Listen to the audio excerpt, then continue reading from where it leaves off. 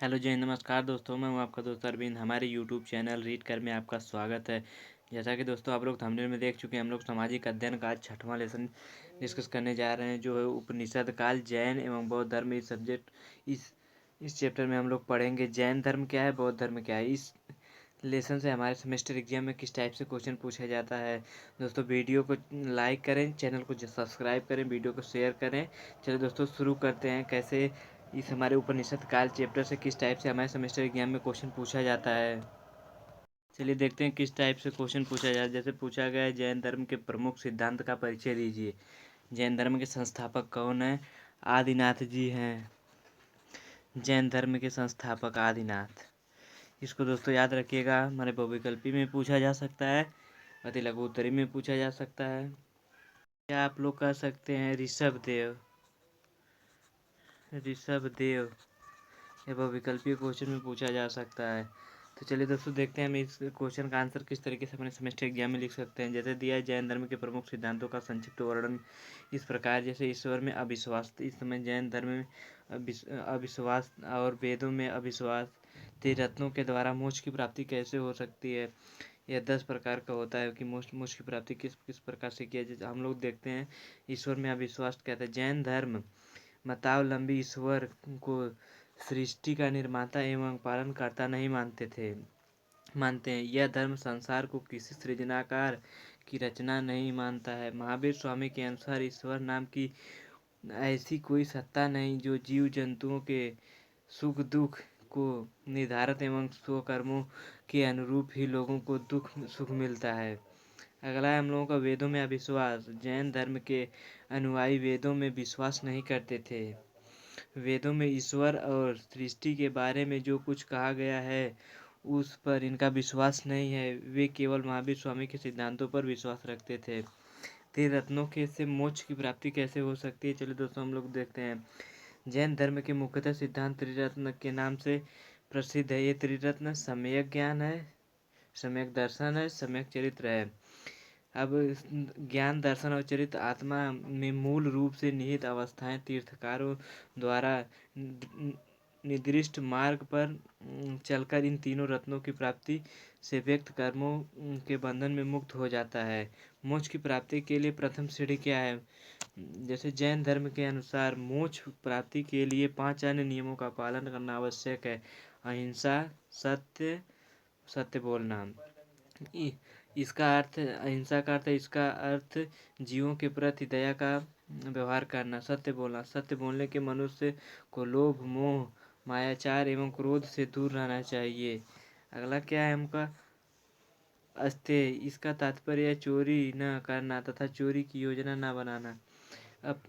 अपरिग्रह, इसका अर्थ है सांसारिक वस्तुओं का संग्रह करने के मोह छोड़ देना। ब्रह्मचर्य, इसका अर्थ है इंद्रियों के वश में करने हुए सचित्र जीवन व्यतीत करना। कर्म की प्रधानता। विश्वास क्या है?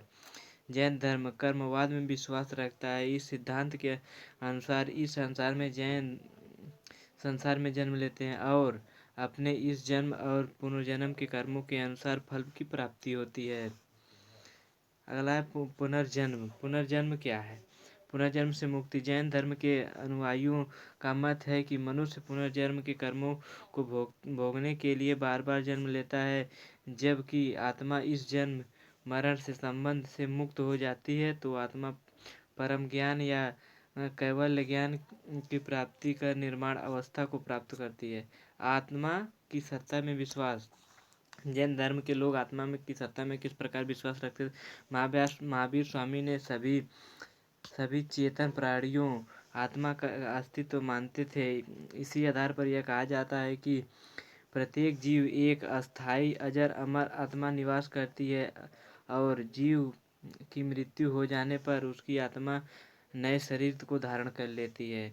अनेकांतवाद क्या है? अनेकांतवाद है भिन्न भिन्न दृष्टिकोणों से पदार्थों को जानकर विभिन्न धर्मों अपने एकाकी ज्ञान को ही पूर्ण सत्य ज्ञान मानकर दूसरे के मत के सिद्धांत को असत्य सिद्ध करने का प्रयास करते हैं।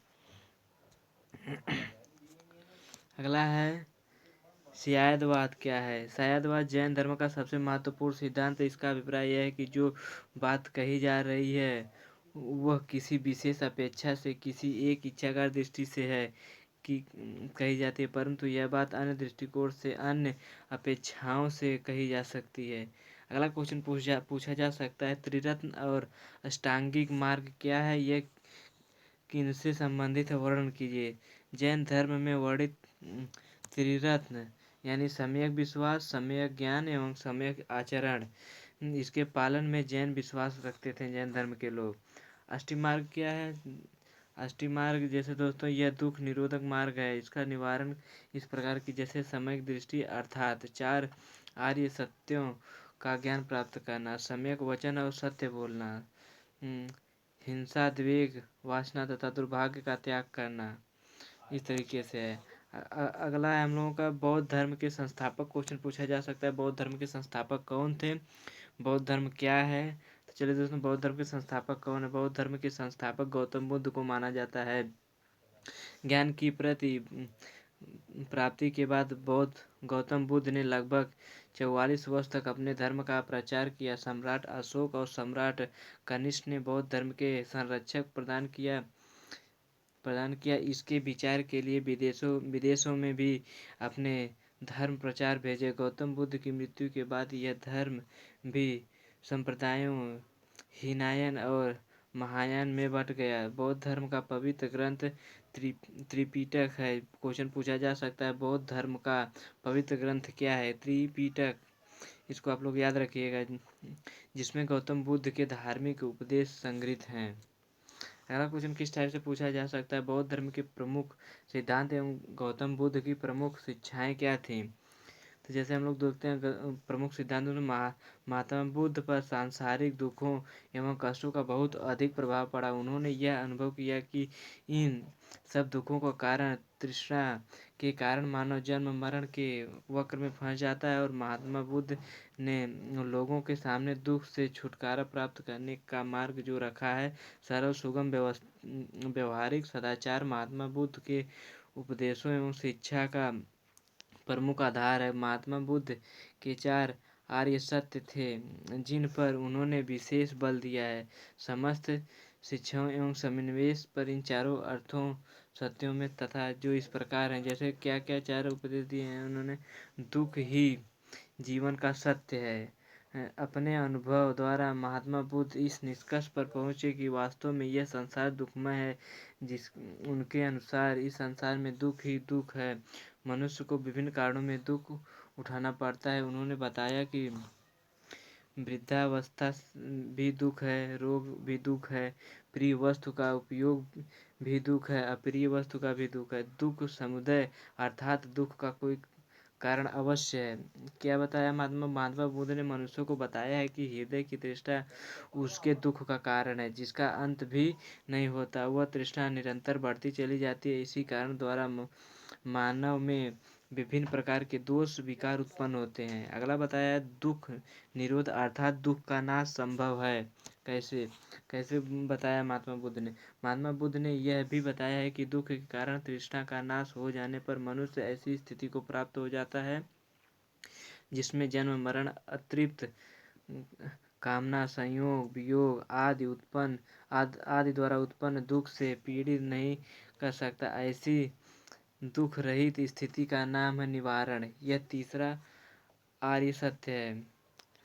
अगला है दुख निरोध मार्ग का माध्यम क्या है? निवारण प्राप्त करने के लिए महात्मा बुद्ध ने जिस मार्ग को लोगों के सामने रखा है, अष्टांग मार्ग का है। दोस्तों क्वेश्चन पूछा जा सकता है बहुविकल्पी में कि महात्मा बुद्ध द्वारा जिस मार्ग को सामने रखा गया, अष्टांग रखा गया, अष्टांगिक मार्ग रखा गया।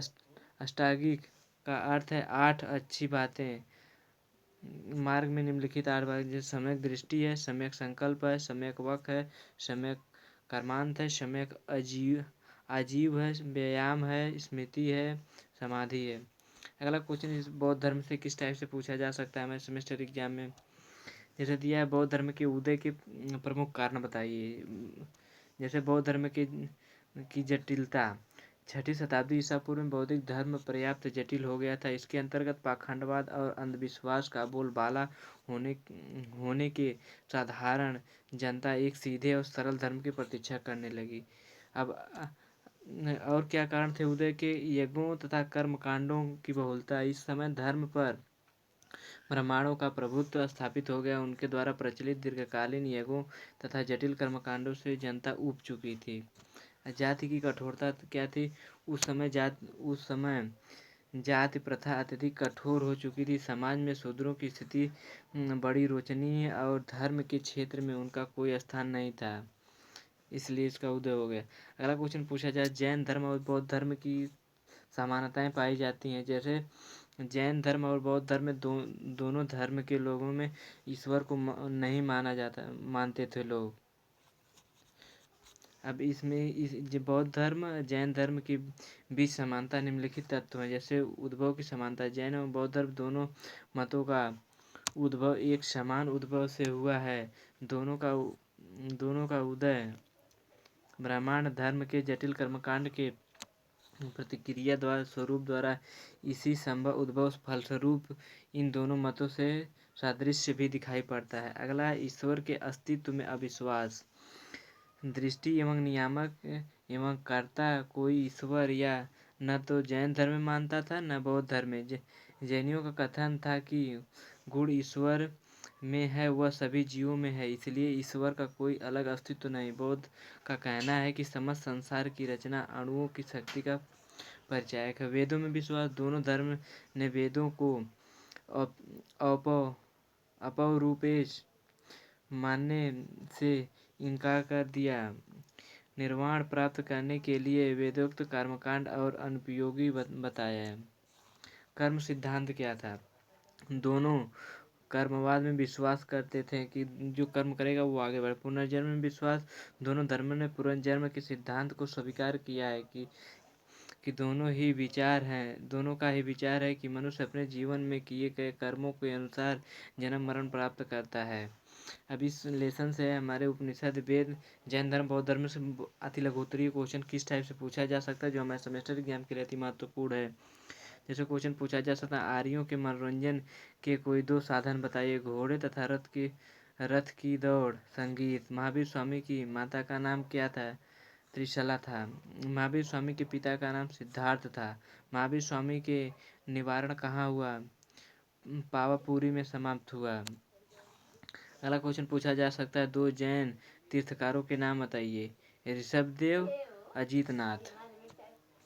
अगला क्वेश्चन पूछा जा सकता है, जैन मत की दो शिक्षाएं लिखिए। निर्वाण प्राप्त करने में जीवन के उद्देश्य, व्रत और उपासना का। जो जैन मत के त्रिरत्न क्या है, उनके नाम बताइए। त्रिरत्न मनुष्य के निर्वाण की अवस्था तक पहुंचने के साधन है, जैसे समसामयिक ज्ञान, दर्शन और चरित्र। अगला क्वेश्चन पूछा जा सकता है, जैन मत के 5 महाव्रतों के नाम लिखिए। जैसे अहिंसा, सत्य, अतेय, परिग्रह और ब्रह्मचर्य। अगला क्वेश्चन पूछा जा सकता है, जैसे जैन मत के समीप प्रसार के 2 कारण लिखिए। दर्शन, आचार विचार तथा तपस्या की कठोरता, प्रचारों का अभाव। अगला क्वेश्चन पूछा जा सकता है, जैन मत के 2 संप्रदायों के नाम। दिगंबर, श्वेतांबर। अगला क्वेश्चन पूछा जा सकता है, बौद्ध धर्म के पतन का कोई एक कारण लिखिए। भिक्षुओं का चारित्रिक पतन। गौतम बुद्ध को निर्वाण कहाँ हुआ? कुशीनगर, गोरखपुर में। अगला क्वेश्चन पूछा जा सकता है, गौतम बुद्ध की 2 प्रमुख शिक्षाओं का उल्लेख किए। जीवन का उद्देश्य निर्वाण प्राप्त करना। बुद्ध ने स्वावलंबन का बल दिया है। बुद्ध के अनुसार 4 आर्य सत्य क्या है? दुख, सम्यक, निषेध, मार्ग। बुद्ध के अनुसार अष्टांगिक मार्ग क्या है, उसके नियम क्या हैं? जैसे बुद्ध ने निर्वाण प्राप्त करने के लिए जो मार्ग बतलाया, अष्टांगिक मार्ग कहा गया है। जैसे समसांख्यिकी, स्मृति, सम्यक संकल्प, वक्त, इस तरीके से। महात्मा बुद्ध का जन्म कब और कहाँ हुआ? गौतम बुद्ध का जन्म 563 वर्ष पूर्व नेपाल में कपिलवस्तु के निकट लुम्बिनी नामक स्थान में हुआ, पूछा जा सकता है। अगला हम लोगों का चैप्टर है सौरमंडल। सौरमंडल से किस टाइप से हमारे सेमेस्टर एग्जाम में क्वेश्चन पूछा जाता है, चलिए दोस्तों हम लोग डिस्कस करते हैं। ग्रह और उपग्रह में क्या अंतर है, सौरमंडल से क्वेश्चन पूछा जाए। जैसे ग्रह कुछ आकाशीय पिंडों में स्वयं प्रकाश व ऊष्मा नहीं होती है, वे अपने तारे के प्रकाश से ही प्रकाशित होते हैं। साथ ही वे अपने अक्ष पर घूमती हुई तारे की परिक्रमा करते हैं, इन्हें ग्रह कहते हैं। जैसे हमारी पृथ्वी में स्वयं का प्रकाश नहीं है, वह सूर्य के प्रकाश से प्रकाशित होती है। पृथ्वी एक ग्रह जो सूर्य का चक्कर लगाता है। उपग्रह क्या है, कुछ आकाशीय पिंड अपने ग्रह की परिक्रमा करते हुए सूर्य की परिक्रमा पूरी करते हैं। जैसे चंद्रमा पृथ्वी की परिक्रमा करता है, चंद्रमा पृथ्वी की परिक्रमा करता है, ये अपने ग्रह की परिक्रमा करने के लिए उपग्रह कहलाते हैं। अब पूछा जा सकता है सौरमंडल से आपका क्या तात्पर्य है। जिस प्रकार आपका अपना परिवार है, वैसे ही सूर्य का भी अपना परिवार है। जैसे सूर्य के मुखिया सूर्य के मुखिया होने के कारण इस परिवार को सौर परिवार सौरमंडल कहते हैं। सौरमंडल में टोटल 8 ग्रह हैं। कौन कौन है, बुध शुक्र पृथ्वी मंगल बृहस्पति शनि अरुण वरुण। जैसे पूछा जा सकता है बहुविकल्पी क्वेश्चन में सूर्य से सबसे नजदीकी ग्रह कौन सा है, तो बुध है। सबसे दूर ग्रह कौन है, वरुण है। उल्का पिंड क्या है, पूछा जा सकता है क्वेश्चन। उल्का पिंड हम लोग देख सकते हैं सूर्य के चारों तरफ चक्कर लगाने वाले पत्थरों के छोटे छोटे टुकड़ों को उल्का पिंड कहते हैं। ये कभी कभी पृथ्वी के इतने निकट आ जाते हैं कि पृथ्वी के वायुमंडल के साथ रगड़कर जलने लगता है और जलकर पृथ्वी पर गिर जाता है। इसे प्रक्रिया में चमकदार प्रकाश उत्पन्न होता है। अगला क्वेश्चन पूछा जा सकता है हमारे इस सौरमंडल से, नीला ग्रह किसे कहते हैं, इसे नीला ग्रह क्यों कहा जाता है, पृथ्वी को नीला ग्रह क्यों कहा जाता है, क्वेश्चन पूछा जा सकता है। तो हम लोग लिख सकते हैं हमारी पृथ्वी जिस पर हम निवास करते हैं एक ग्रह है। यह दूरी के क्रम में सूर्य के तीसरे स्थान पर है। आकार में यह सौरमंडल का 5वां सबसे बड़ा ग्रह है। यदि पृथ्वी सूर्य से अधिक निकट होती तो बहुत अधिक ताप के कारण यहाँ जीवन संभव नहीं हो पाता। यदि अधिक दूरी पर होती तो ठंडा के कारण यहाँ कोई जीवधारी न होता। पृथ्वी एकमात्र ऐसा ग्रह है जहाँ जीवन के लिए उपयुक्त दशाएं केवल हमारी पृथ्वी पर ही उपलब्ध है। इस दृष्टि से हमारी पृथ्वी सौरमंडल में अनोखी है।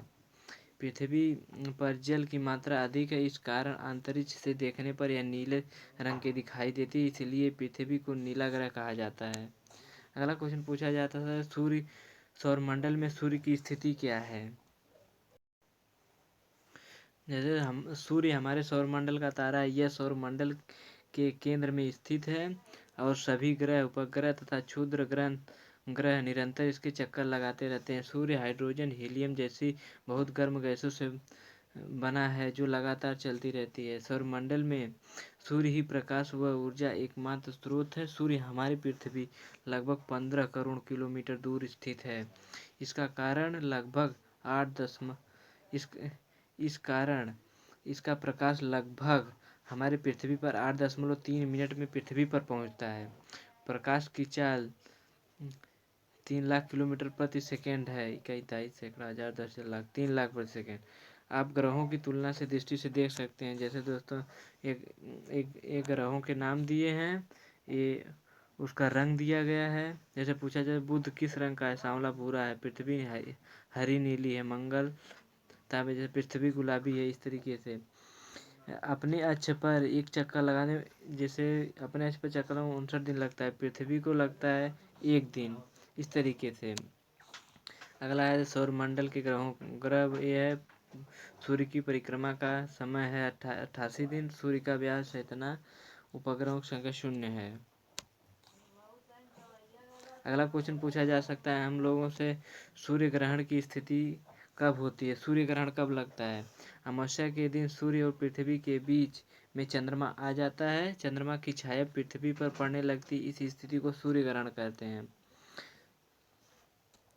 अगला क्वेश्चन पूछा जा सकता है चंद्र ग्रहण की स्थिति क्या होती है। पूर्णिमा के दिन जब सूर्य और चंद्रमा के बीच पृथ्वी आ जाती है तो चंद्र ग्रहण होता है। जैसे दोस्तों यहाँ पे देखिए चित्र में दर्शाया गया है सूर्य है, सूर्य का प्रकाश इस तरीके से पृथ्वी है, उसकी छाया पड़ रही है यहाँ, इसी के छायांकित भाग है। अभी इस हमारे सौरमंडल से किस तरीके से अति लघु उत्तरीय क्वेश्चन पूछा जा सकता है। तारा किसे कहते हैं? आकाशीय पिंड जो अपने प्रकाश से प्रकाशित होता है तथा प्रकाश एक ऊष्मीय ऊर्जा वितरित करता है, तारा कहलाता है। परिभ्रमण का अर्थ क्या? आकाशीय पिंड जब अपने अक्ष स्थान पर घूमती है तो इस घूमने की क्रिया को परिभ्रमण कहते हैं। अगला क्वेश्चन पूछा जा सकता है, सूर्य के वरुण की कितनी करोड़ किलोमीटर दूरी है? सूर्य से वरुण की दूरी 450 करोड़ किलोमीटर है। अगला क्वेश्चन पूछा जा सकता है, किसका नाम आकाश गंगा है? ब्रह्मांड में खरबों तारे हैं जो बड़े बड़े समूह में पाए जाते हैं। तारों के ऐसे समूहों के आकाश गंगा कहा जाता है। क्षुद्र ग्रह कहाँ पाए जाते हैं? ग्रह एवं उपग्रहों के अतिरिक्त अनेक छोटे छोटे पिंड जो सूर्य के चारों तरफ चक्कर लगाते हैं, इस आकाशीय पिंड को क्षुद्र ग्रह कहते हैं। ये मंगल और बृहस्पति ग्रह के बीच में पाए जाते हैं। वैज्ञानिकों की राय है क्षुद्र ग्रह ग्रहों के ही टूटे हुए हिस्से हैं जो बहुत समय पहले ग्रहों से टूटकर अलग थे। अगला लेसन हम लोग अगले वीडियो में डिस्कस करेंगे। दोस्तों वीडियो अच्छी लगे तो चैनल को सब्सक्राइब करें, वीडियो को शेयर करें, कमेंट करके अपना फीडबैक जरूर दें दोस्तों। धन्यवाद।